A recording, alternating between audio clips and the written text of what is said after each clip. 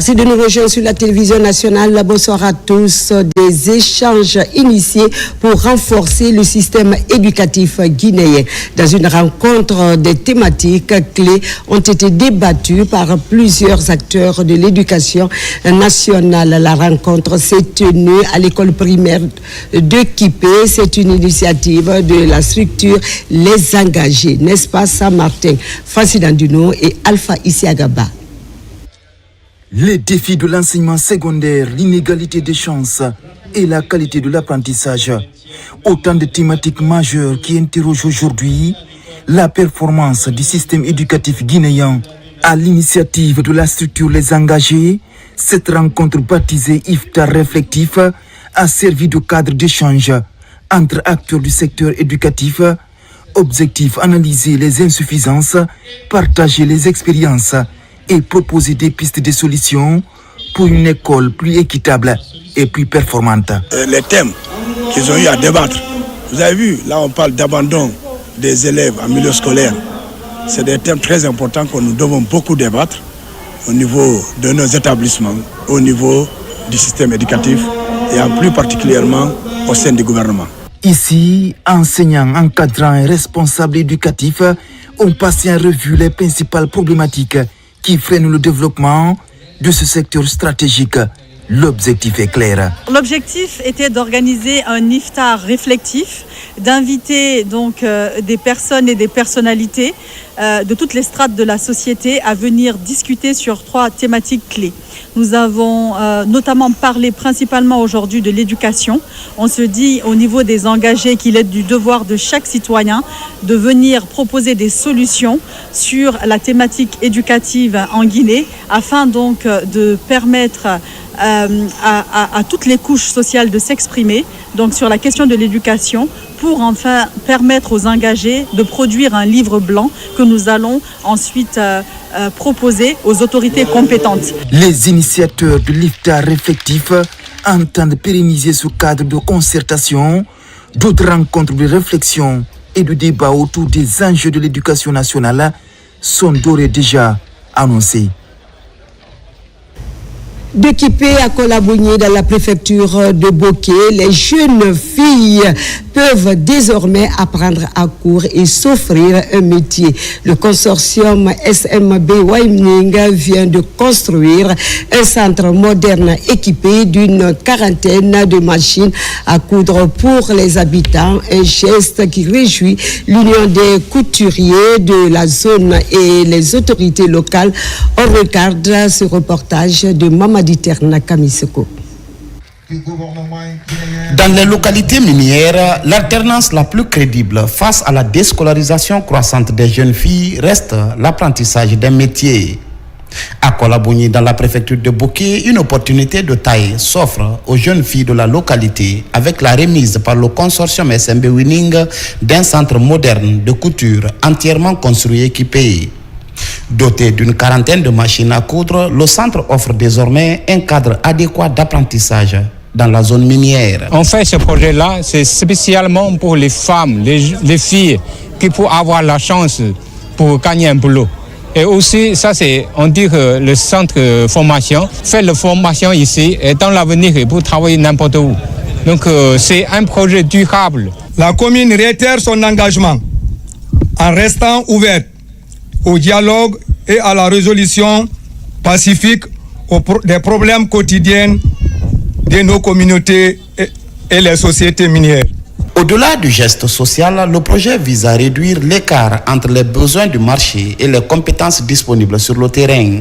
L'Union des couturiers de Kolabougny et les autorités appellent déjà les jeunes filles à saisir cette opportunité pour bâtir leur avenir. On a eu quand même à parler avec les communautés pour dire que franchement, pour respecter la responsabilité sociétale, ce n'est pas une question qu'on met la pression. Mais s'ils le font, c'est par rapport à leur volonté. Et cette volonté qui est venue d'eux-mêmes, ils veulent vraiment que ça soit non seulement pérennisé entre eux, mais qu'il soit accompagné non seulement par les communautés.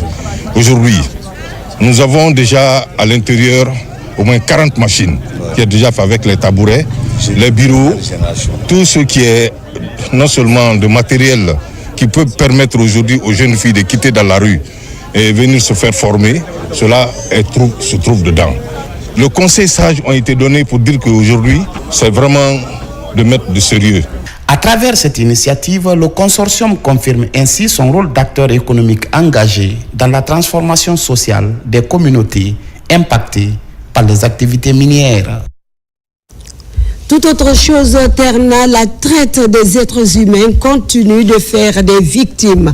Mercredi dernier, à Pamlap, l'Office de protection du genre de l'enfance et des mœurs au Progem a procédé à la remise officielle d'une jeune fille aux autorités sierra-léonaises âgée d'une vingtaine d'années. La victime poursuivait ses études au Nigeria lorsqu'elle a été enlevée par une dame. N'est-ce pas, colonel Mouri?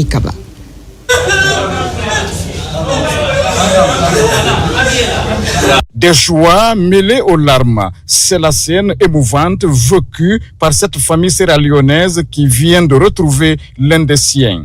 Alisa Conté, c'est son nom.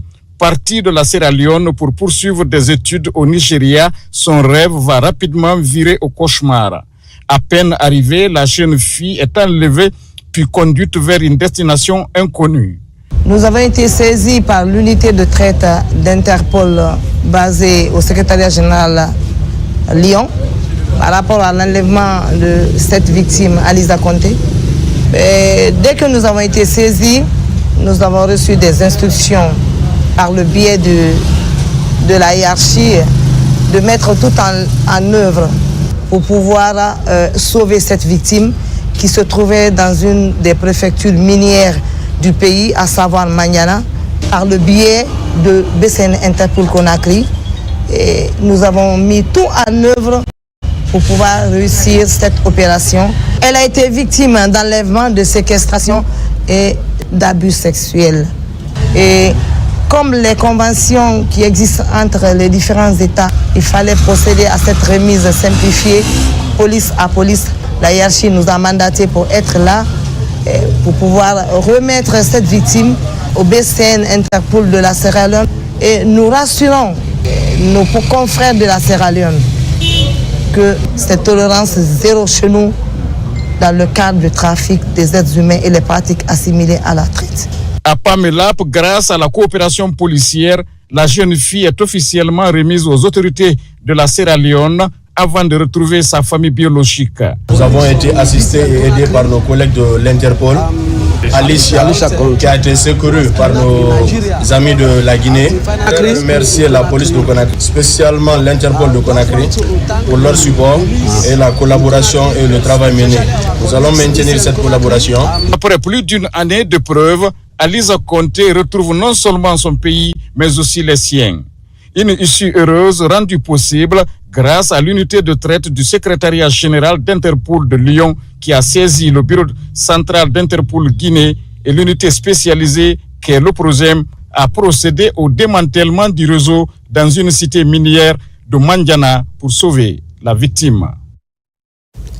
Pendant ce temps, le ministère de l'élevage offre aux éleveurs de la filière bétail-viande dans les régions administratives des compléments d'aliments pour les petits ruminants.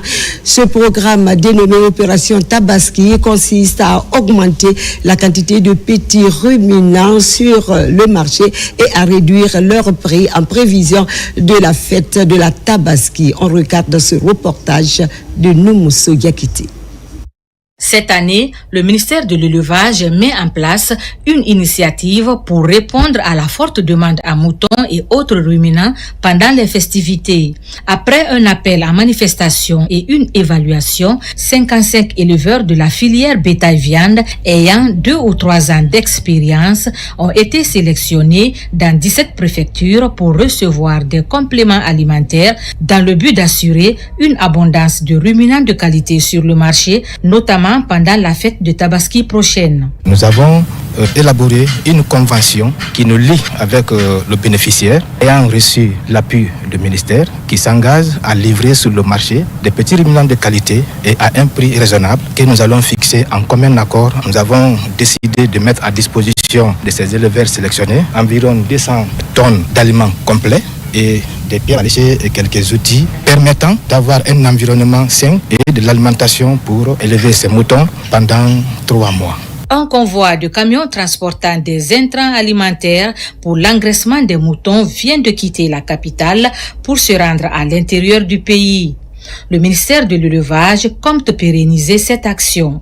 Je voudrais saisir l'opportunité, au nom de Monsieur le ministre Félix Lama, de remercier le leadership visionnaire de son Excellence, Monsieur le Président de la République, Mamadi Doumbouya, de faire de l'élevage une priorité. Le programme portera dans les années à venir et de façon continue pour apaiser le panier de la ménagère. L'initiative, actuellement à sa phase pilote, sera étendue à l'ensemble du pays. Un engagement des autorités à faire de la sécurité alimentaire une priorité conformément au pilier 1 du programme Simandou 2040. Et enfin, une bonne nouvelle, la 3e édition du Gala de charité des personnes vulnérables se tiendra à la Cité de Solidarité pendant les festivités du mois de Ramadan. Elle sera organisée par la Fondation Sayon Kamara Taramare, mères et enfants. L'objectif est de soutenir les pensionnaires de la Cité de Solidarité de Taouya dans la commune de Ratoma. On fait le point avec Mikini Moussa Kamara et Mounir Baré.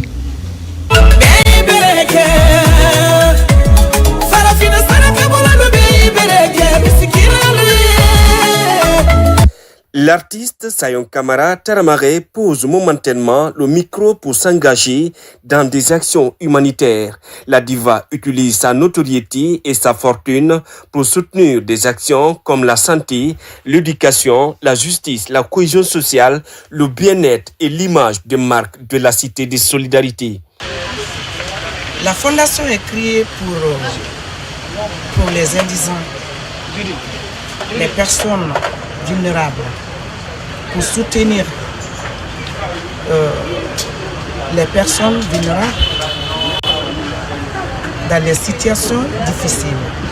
Visionnaire et ambitieuse, l'ambassadrice de l'UNESCO pour la recherche de la paix a créé la fondation Sayon Kamara Taramare, mères et enfants, qui existe depuis 3 ans. Ces actions permettent de lever des fonds et d'attirer l'attention des médias sur des crises souvent oubliées. On attend les bonnes volontés. Ils n'ont qu'à venir comme d'habitude. Parce que moi seul, je ne peux rien faire. Donc, ils n'ont qu'à venir. Ceux qui sont à Conakry, ceux qui sont ailleurs, on vous appelle de venir nous aider. Le gouvernement, ils ont beaucoup fait, mais on a besoin de eux. Parce que c'est grâce à eux aujourd'hui, on est en train de faire des choses là. Jusqu'aujourd'hui, c'est la 3e édition, c'est grâce à eux. Monsieur le président de la République, général Mamadi Doumbouya, avec son gouvernement, on vous appelle, on vous dit merci déjà ce que vous avez fait et on sait que ce n'est pas fini et on vous attend. Depuis plusieurs années, l'épouse de l'arrangeur, la Kra Sissoko, habille plusieurs centaines de pensionnaires de la Cité de Solidarité, livre des concerts gratuits avec un programme chargé comme distribution des cadeaux, prières collectives pendant les festivités du mois de Ramadan et tant d'autres. Bravo à la dame Sayon Kamara, toujours engagée pour la cause des déshérités.